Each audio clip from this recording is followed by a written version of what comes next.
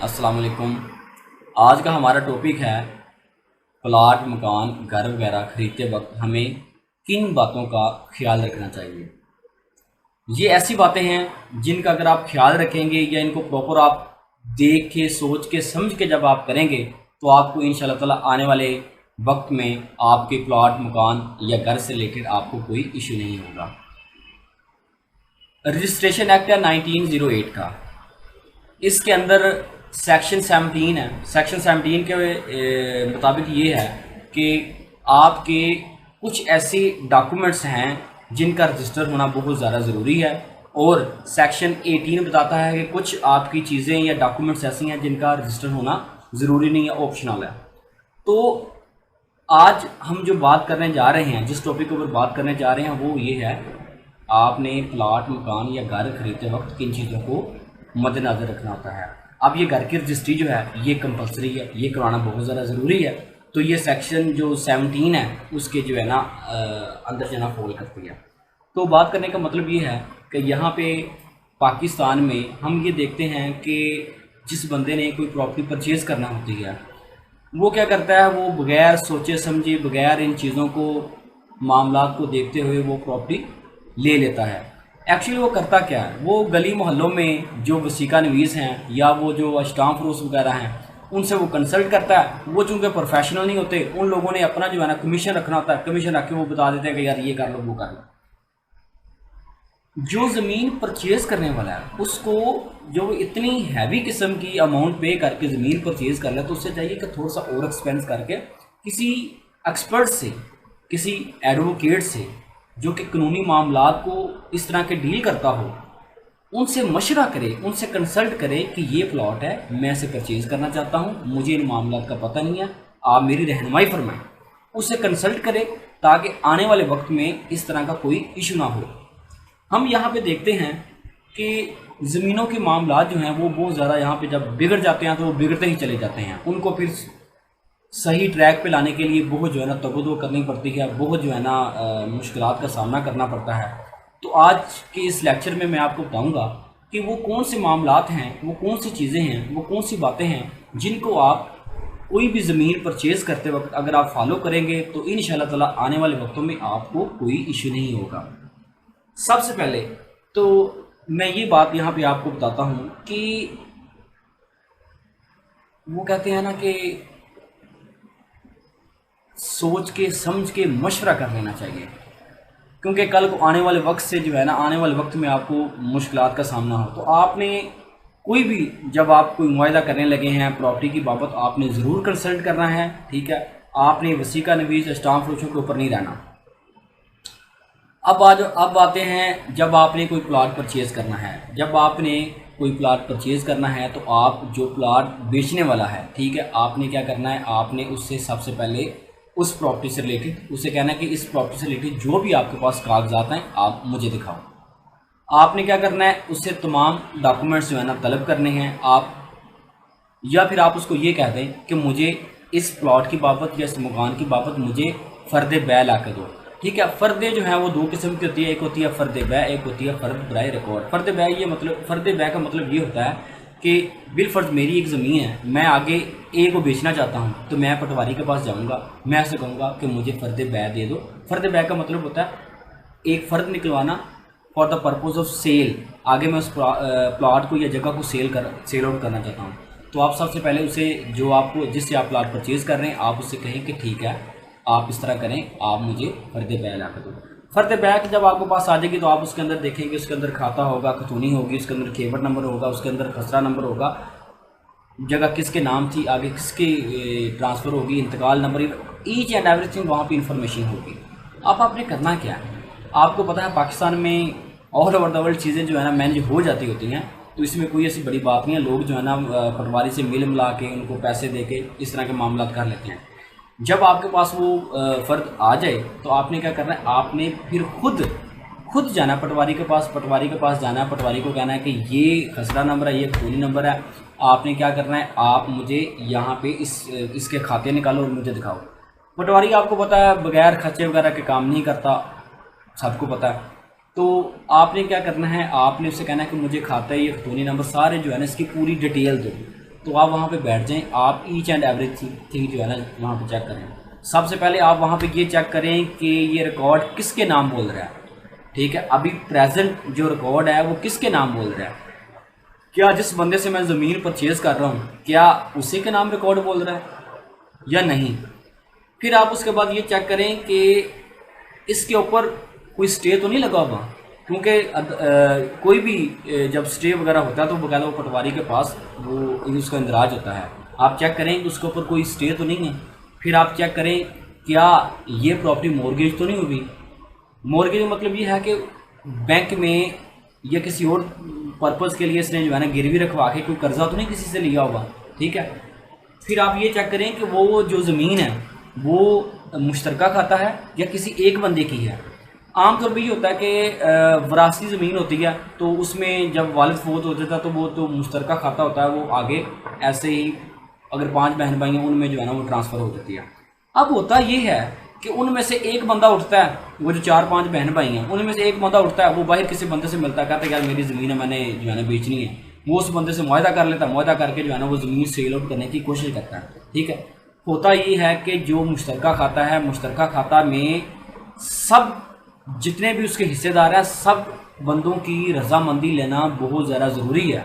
अगर आप रजामंदी नहीं लेते तो आप नहीं वो बेच नहीं सकता। वो उसकी जो है वो कल को कोई भी उसका बहन भाई उठ के कह देगा कि जनाब मेरा भी इसमें हिस्सा है और ये जगह जो है ना तक अभी तकसीम नहीं होगी तो कैसे इसने ये सील आउट कर दी। तो वो उसकी जो ट्रांजैक्शन है, वो जो सारा प्रोसीजर है, वो उसके जो सारा मामला तो उसने किए वो फजूल है, कानून की नज़र में उसकी कोई वैल्यू नहीं है। तो जैसा कि मैंने आपको बताया कि आप पटवारी के पास जाएँ, आपको वहाँ पे देखें कि मौजूदा रिकॉर्ड किसके नाम बोल रहा है, उसके पीछे किसके नाम है ज़मीन थी, ठीक है। वो ज़मीन जो है मुश्तरका खाता है कि मुश्तरका खाता नहीं है, वो ज़मीन के ऊपर कोई स्टे तो नहीं लगा हुआ, क्या वो जो है उस ज़मीन की बाबत किसने कोई कर्जा तो नहीं उठाया हुआ, ठीक है।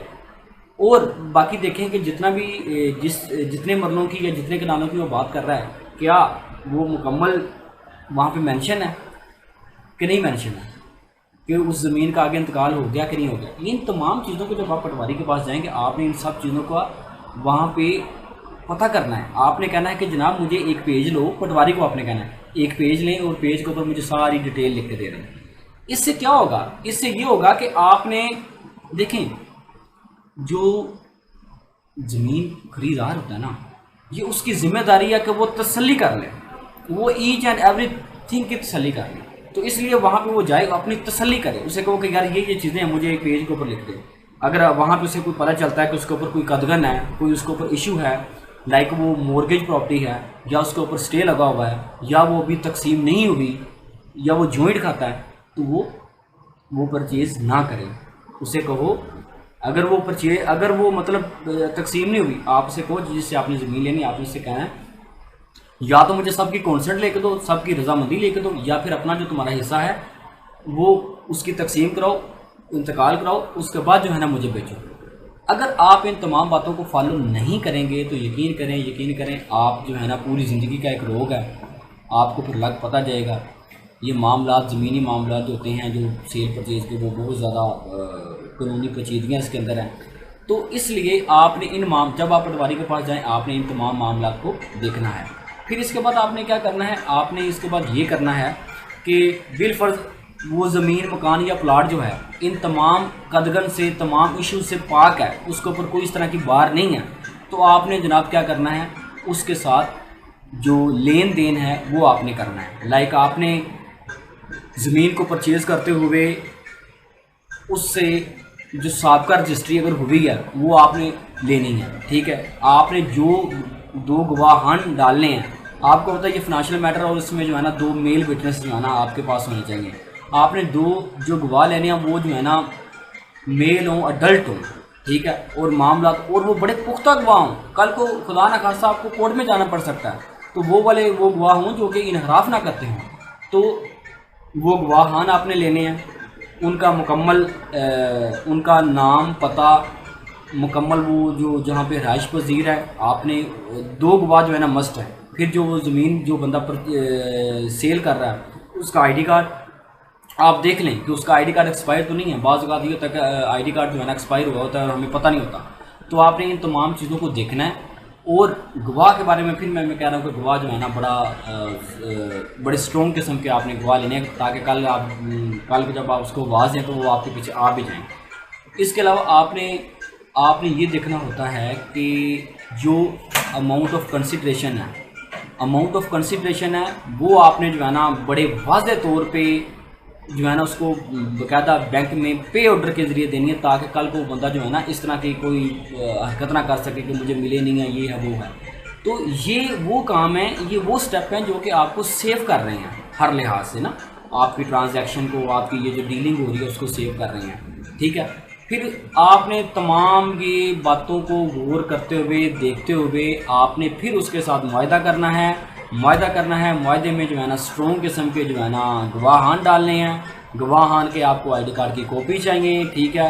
फिर आप जो है ना वो एक मुआहदा जो है तैयार करवाएंगे। मुआहदे के ऊपर उन लोगों के साइन होंगे, उनके ऊपर अंगूठा भी जो है ना वो लगाएंगे, ठीक है। बाज़ औक़ात कुछ लोग कहते हैं जी हम जो है ना साइन करते हैं, अंगूठा नहीं लगाते। लोग दस्तखत से तो इनहराफ कर सकते हैं लेकिन अंगूठे से नहीं कर सकते, ठीक है। कल को फ्रांसिक हो जाए तो वो जो है ना कैसे वो इनहराफ, तो आपने वहाँ पे उनके जो है ना साइन करवाने हैं और उनका जो है ना थंब इम्प्रेशन भी लेना है, ठीक है। ऐसे ही आपने जो आपके पास जो ज़मीन आपको बेच रहा है, ठीक है, उसके भी आपने सेम एज इट इज़ करना है, ठीक है। तो ये मामला तो ये मैंने आपको बताया ना कि आपने जब प्लाट मकान वगैरह ख़रीदना है तो आपने किन चीज़ों का ख्याल रखना है। नेक्स्ट प्रोसीजर ये आ जाता है जब आप अपनी कंसिडरेशन आपकी अमाउंट हो जाती है तय कि इतने के इवज़ जो है ना आपने ये ज़मीन परचेज़ कर ली है, एक एग्रीमेंट तैयार हो जाता होता है। एग्रीमेंट तैयार होने के बाद वो जो एग्रीमेंट है वो रजिस्ट्री है, सादा ज़बान में उसको कहें तो वो एक रजिस्ट्री है, वो आपने इसकी जो है ना रजिस्ट्री तैयार करवानी है। अब रजिस्ट्री तैयार करवाने के लिए भी एक जो है ना आपको टेक्निकल बंदे की ज़रूरत है, एक जो है ना प्रोफेशनल, एक लॉयर की आपको ज़रूरत है जो कि इन मामलात को समझता हो, उसे पता हो कि ये आपने अपनी सेफ्टी के लिए आपने ये नहीं देखना कि मेरा ये खर्चा हो रहा है और ये कल को आप मुख्तलिफ इशू से जो है ना बच सकेंगे। इन तमाम चीज़ों को आपने देखना है, इन चीज़ों के ऊपर गौर करना है। एक रजिस्ट्री का प्रोसेस है, वो एक अलहदा टॉपिक है। इंशाल्लाह ताला नेक्स्ट वीडियो में मैं आपको बताऊँगा कि रजिस्ट्री के अंदर कितने किस्म के टैक्सेस होते हैं और कहाँ पे कौन से टैक्स पे करने होते हैं, और जो परचेज़ कर रहा है उसके ऊपर कौन से टैक्स होते हैं, और जो बेच रहा होता है उसके ऊपर कौन से टैक्स होते हैं, और जो फाइलर है तो उसके ऊपर कितना टैक्स होगा, नॉन फाइलर है तो उसके ऊपर कितना टैक्स होगा, ज़मीन सकनी है तो उसके ऊपर क्या टैक्स है, ज़री ज़मीन है उसके ऊपर कितना टैक्स है, ठीक है, देहाती ज़मीन है तो उसके ऊपर क्या है, शहरी ज़मीन है तो उसके ऊपर क्या टैक्स है। ये तमाम चीज़ों के बारे में मैं इंशाल्लाह ताला आपको नेक्स्ट वीडियो में बताऊंगा और आपको बताऊंगा कि कितने किस्म के टैक्सेस होते हैं और कहाँ पे आपने क्या अमाउंट जो है ना पे करनी होती है। और फर्दर जो प्रोसीजर है वो मैं आपको, एक रजिस्ट्री का प्रोसीजर है वो आपको मैं एक नेक्स्ट लेक्चर में बताऊँगा। तो मैं अपने इस लेक्चर को कंक्लूड करता हूँ कि आपने जब भी कोई ज़मीन परचेज़ करनी है तो आपने जो है ना जो ज़मीन बेच रहा है उससे जो है ना आपने फर्दात लेनी है। फिर उसके बाद आपने पटवारी के पास जाना है, पटवारी के पास जाके आपने कंप्लीट डिटेल लेनी है। आपने वहाँ पे पता करना है कि उसके ऊपर कोई स्टे तो नहीं लगा हुआ, उसके ऊपर कोई उस प्रॉपर्टी के कोई कर्जा तो नहीं किसी बैंक से लिया होगा, या वो प्रॉपर्टी जो है मुश्तरका खाता है वो तकसीम हो गई है कि नहीं हुई, क्या पीछे उसका रिकॉर्ड साफ़ नज़र आ रहा है कि उसमें कोई प्रॉब्लम है, कोई उसमें जो कड़ी से कड़ी मिल रही है कि नहीं मिल रही। आपने तमाम इन चीज़ों को देखना है, उसे तमाम एक पेज के ऊपर सारी चीज़ें उससे लिखवा लेनी है, ठीक है। इसका मकसद ये होगा कि आप जो है ना आपकी तसल्ली कर रहे हैं, ठीक है। फिर उसके बाद जो है ना आपने जो साबका रजिस्ट्री है वो भी जो बेच रहा है उससे आपने ले लेनी है, ठीक है। फिर आपने गवाहान का जो आपका इंतखाब है वो आपके बड़े ज़बरदस्त किस्म के गवाहान होने चाहिए ताकि कल को जो है ना हमें कोई इशू हो तो वो आ सकें, ठीक है। उसके बाद आपने ये जो रजिस्ट्री है, रजिस्ट्री तैयार करवानी है। रजिस्ट्री तैयार करवाने के लिए आपको पता है एक स्पेशल जो है ना एक प्रोफेशनल की ज़रूरत होती है। हर बंदे की ये बस की बात नहीं होती, ठीक है। गवाहान का आपको आईडी कार्ड चाहिए, उनका मुकम्मल जो है नाम पता। फिर जब ये रजिस्ट्री आपकी तैयार हो जाए उनके साइन भी होने चाहिए, उनके जो है ना थंब इम्प्रेशन भी होने चाहिए। इसी तरह जो है ना ये जो है जिससे आप ज़मीन परचेज़ कर रहे हैं उसके साइन भी हों, उसके आईडी कार्ड नंबर भी नीचे लिखें और उसका जो है ना वहाँ पे थंब इम्प्रेशन भी लिखें, थंब इम्प्रेशन भी करवाएं। तो ये वो मामलात हैं कि लोग इन मामलात को नहीं देखते। लोग देखते हैं कि सस्ती ज़मीन मिल रही है, किसी से कंसल्ट नहीं किया और ये उन्होंने ट्रांजैक्शन के साथ कर ली, लेकिन बाद में जो है ना उनको बहुत ज़्यादा पछताना पड़ता है। एक और चीज़ ये है कि जब आप कोई ज़मीन परचेज़ करने लगें और आपका सौदा हो जाए, सौदा होने से पहले आपने क्या करना है, आपने कोई अच्छे से न्यूज़पेपर में वो एक अपना इश्तिहार देना है कि जनाब ये ज़मीन है, यहाँ पे वाक़या है, ये खसरा है, ये खतूनी नंबर है, मैं परचेज़ करने लगा हूँ। अगर किसी को कोई इतराज़ है तो वो 15 दिन के अंदर अंदर मुझसे रब्ता करें। फिर वो अखबार जो है वो आप अपने पास जो है ना वो संभाल कर रख लें, वो आपको काम आएगा। इसका मकसद ये होता है कि आपने ज़मीन परचेज़ करते हुए पूरी जो है ना तहकीक करवाई और लोगों से पूछा कि अगर किसी को कोई इशू है तो इस ज़मीन के बाबत मुझसे रब्ता करें। तो जो ज़मीन परचेज़ करने वाला होता है उसकी ज़िम्मेदारी होती है कि वो ज़मीन परचेज़ करते हुए तमाम मामलात ज़िंदगी को, तमाम हालात वाक़यात उस प्रॉपर्टी से रिलेटेड, उस मकान से रिलेटेड, उस घर से रिलेटेड खुद देखे। जो बेचने वाला उसने तो जाहिर सी बात है उसने तो चीज़ों को हाइड ही करना है, तो आपकी ज़िम्मेदारी है, आप परचेज़ करो, आपकी ज़िम्मेदारी है। तो ये वो तमाम मामलात हैं, बातें जो मैंने आपको बताई हैं, अगर इनको कोई बंदा फॉलो करेगा तो अल्हम्दुलिल्लाह इंशाअल्लाह ताला ज़िंदगी में उसको ज़मीन से रिलेटेड, प्रॉपर्टी से रिलेटेड कोई मसला नहीं होगा। इंशाअल्लाह ताला नेक्स्ट वीडियो में फिर मैं अगेन हाज़िर होऊंगा, उसमें आपको मैं बताऊँगा कि रजिस्ट्री क्या होती है, रजिस्ट्री के क्या लवाज़मात हैं और उसमें कितने किस्म के टैक्सेस होते हैं और आप खुद टैक्सेस को कैसे कैलकुलेट कर सकते हैं इंशाअल्लाह ताला। तब तक के लिए अल्लाह हाफ़िज़। अल्लाह ताला आपको अपने हिफ्ज़-ओ-मान में रखें। अल्लाह हाफ़िज़।